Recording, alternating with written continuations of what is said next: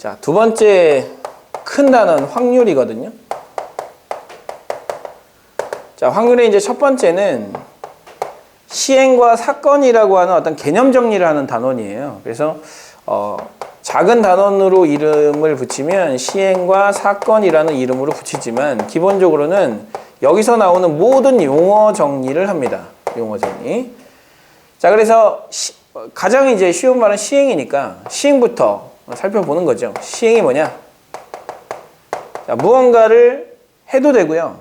그 다음에 무언가를 하는 거를 관찰을 해도 상관이 없어요. 대신에 무언가를 할 때는 무언가를 하거나 관찰한다.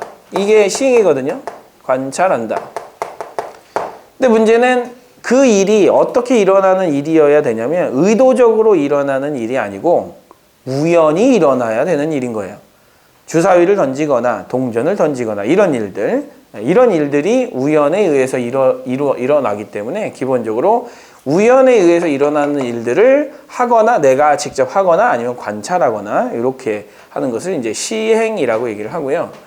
두 번째, 사건이라는 말을 우리가 이제 배워야 되는데 기존에 이제 여러분들한테 사건을 물어보면 좀 잘못 대답하는 경우가 굉장히 많아요. 굉장히 많기 때문에 자, 이렇게 이제 한번 물어보도록 할게요. 자, 우리가 이제 그 주사위를 한번 던지게 되면 나올 수 있는 사건들이 굉장히 많은데요. 이런 말 들어봤죠? 주사위를 던졌을 때 짝수의 눈이 나오는 사건. 들어본 적 있나요?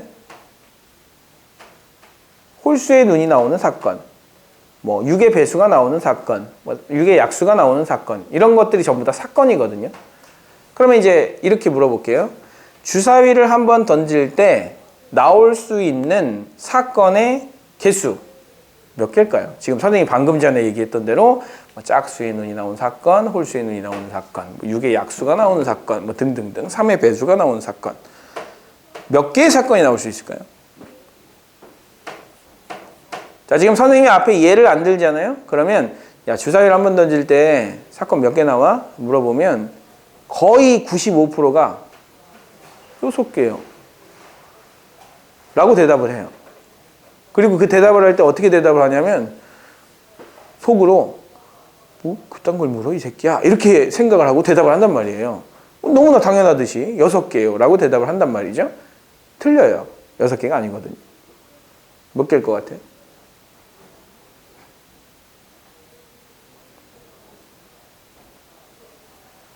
한 개 지랄하고 자빠졌네요. 몇 개일 것 같아요? 응?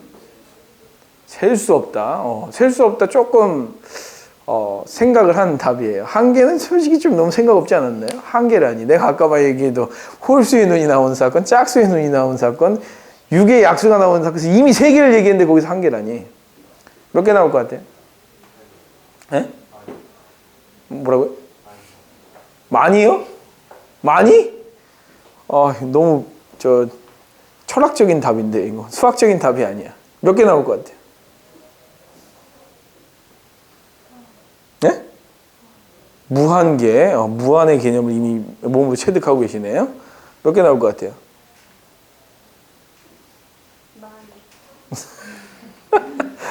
많이. 조금 개념이 잘 안 잡히니까 요거부터 먼저 하도록 합시다. 세 번째는 네 번째를 먼저 잡을 텐데요. 네 번째는 근원사건이라는 용어입니다. 근원사건. 근원사건은 무언가 내가 시행을 했을 때 나올 수 있는 각각 하나들을 우린 근원사건이라고 부릅니다. 자, 주사위를 던지면 1의 눈이 나오는 거, 2의 눈이 나오는 거, 3의 눈이 나오는 거, 4의 눈이 나오는 거, 5의 눈이 나오는 거, 6의 눈이 나오는 걸 각각 근원사건이라고 부르고요. 동전을 하나를 던지면 앞면이 나오는 거, 뒷면이 나오는 거, 근원사건이라고 부릅니다. 그 다음에 동전 하나와 주사위 하나를 내가 동시에 던진다면 나올 수 있는 근원사건은 앞면에 1, 앞면에 2, 앞면에 3, 앞면에 4, 앞면에 5, 앞면에 6 뒷면에 1, 뒷면에 2, 뒷면에 3, 뒷면에 4, 뒷면에 5, 뒷면에 6 이렇게 총 12개의 근원사건들이 나오게 돼요. 그래서 근원사건은 그 시행의 결과로 나타나는 하나하나 각각의 하나하나의 결과를 근원 사건이라고 부릅니다. 자, 그런데 이제 이 근원 사건에는 조건이 붙어요. 어떤 조건이 붙냐면 절대로 우연이 일어나지 않으면 안 돼요. 무슨 얘기냐? 우연에 의해서만 일어나야 돼요. 내가 주사위를 던질 때 6의 눈이 1의 눈보다 더 많이 나오게 되는 주사위를 쓰면 안 된다는 거죠. 주사위를 만들었는데 주사위를 이딴 식으로 만든 거야. 이렇게. 여기가 6이고 여기가 1이에요. 그럼 6이 많이 나오겠어? 1이 많이 나오겠어? 6이 많이 나온다고요? 지금 물리법칙을 제대로 이해하고 있는 거예요. 6이 나오려면 이렇게 뒤집어져야 되는데 1이 더 많이 나올 거 아닙니까? 6의 눈이 나오는 것과 1의 눈이 나오는 것이 동일하지 않으면 얘는 근원사건이라고 얘기할 수가 없어요.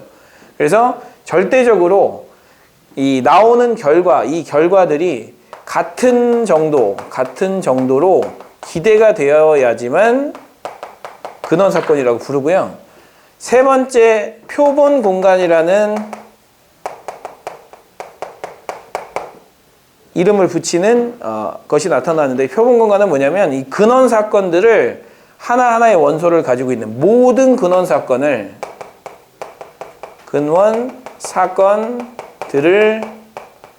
원소로 갖는 집합을 표본 공간이라고 부릅니다. 표본 공간. 그러니까 결과적으로 근원 사건을 하나하나의 결과로 받고 그 결과를 하나의 원소로 보는 전체 집합을 표본 공간이라고 보겠다라는 거예요. 자, 표본 공간으로 보겠다. 그래서 이렇게 표본 공간으로 봤을 때 나올 수 있는 사건을 이제 새롭게 좀 정의를 하게 되는데, 방금 전에 그 짝수의 눈이 나오는 사건을 한번 보세요. 짝수의 눈이 나오는 사건은 1에서부터 6까지의 근원 사건들 중에서 2, 4, 6을 뽑아서 만든 새로운 어떤 집합이에요. 그게 짝수가 나오는 사건이에요. 그 다음에 홀수가 나오는 사건은 근원 사건 모여있는 표본 공간에서 1, 3, 5를 뽑아서 만든 새로운 집합인 거죠. 그럼 결과적으로 여러분들은 사건을 어떤 형식으로 바라봐 주시면 되는 거냐면, 이 표본 공간에서 원소들을 적절하게 뽑아서 만들 수 있는 집합이라고 보시면 됩니다. 근데 여기에 있는 원소들을 뽑아서 만든 집합은 일반적으로 무슨 집합이라고 부르니까? 무슨 집합? 알았어, 객관식으로 할게. 1번 전체 집합. 이건 재미가 없네. 어떻게 해야 되지? 1번 전체 집합, 2번 부분 집합. 뭐겠어요? 부분 집합. 그래서 우리는 이렇게 합니다. 사건이라고 하는 건 표본 공간에 부분 집합으로서 정의를 합니다. 자, 그래서 아까 전에 선생님이 주사위를 하나 던졌을 때 나올 수 있는 모든 사건의 개수는 몇 개냐라고 물어보면 그 부분 집합의 개수인 몇 개? 2의 6제곱개, 즉 몇 개? 64개가 정확한 정답이에요. 이해하셨어요?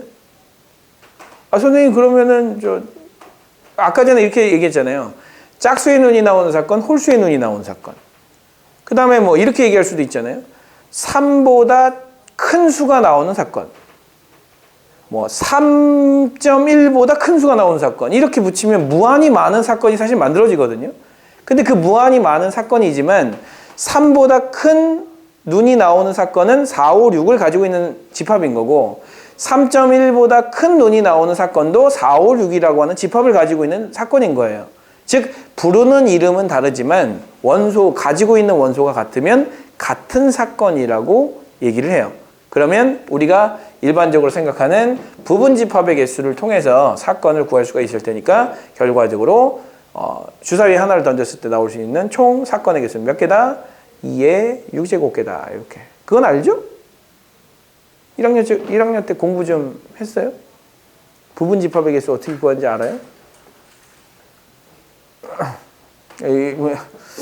이상한데 이거? 자, 그러면 동전 하나하고 동전 2개를 던져요. 동전 2개. 100원짜리 동전하고요, 500원짜리 동전을 2개를 던져요. 2개를 던져서 나올 수 있는 모든 사건의 개수는? 네? 몇 개요? 그거는 근원 사건이고, 자, 500원짜리하고 100원짜리 동전을 던져가지고 나올 수 있는 모든 근원 사건은 500원, 100원, 앞뒤, 뒤, 앞, 뒤, 뒤 이렇게 총 4개. 이거는 근원 사건인 거예요. 맞죠? 자, 그러면 이 근원 사건들을 통해서 만들어낼 수 있는 사건들은 500원짜리 동전이 앞인 사건. 그러면 500원짜리 동전이 앞이면 앞, 뒤 이 2개의 사건을 모아놓은 이 사건을 500원짜리 동전이 앞인 사건이라는 거예요. 그래서 결국 어떻게 만들어야 돼요? 4개의 원소를 가지고 부분 집합을 만들어야지. 그럼 몇 개예요? 그렇지. 부분 집합을 만들어야 되기 때문에 이걸로 만들어질 수 있는 사건의 개수는 몇 개가 돼야 된다? 2의 4가지 제곱이, 4제곱이 돼야 된다. 그래서 얘는 근원 사건의 개수가 이렇게 붙으면 결국 사건의 개수를 만들어낼 수가 있다. 이렇게 생각해 주시면, 자, 일단 기본적인 확률에 대한 용어가 정리가 된 거예요. 자, 사건은 뭐다? 부분 집합이다. 표본 공간도 뭐다? 집합이다. 근원 사건은 하나의 원소이다. 이렇게 이제 생각을 하시고 여러분들이 배웠던 집합을 이제 써먹는 거야. 사실 여러분들이 집합 왜 배워? 집합 배웠지? 집합 왜 배워? 집합을 배워놓고 사실 쓸 데가 없었어요. 집합 어디다 썼어? 안 썼단 말이야. 여기다 이제 쓰시면 돼요. 알겠죠? 여러분들이 배웠던 집합 이론, 그러니까 뭐 벤 다이어그램이라든지 합집합이라든지 뭐 교집합이라든지 이런 것들의 개념을 이제 확률에다가 적용을 시킬 수가 있다라고 이제 생각을 해주시고요. 자, 이렇게 용어 정리를 간단하게 해주시면 되겠습니다. 잠깐 쉬었다 할게요. 표정들이 안 좋네. 표정들이 너무 안 좋아.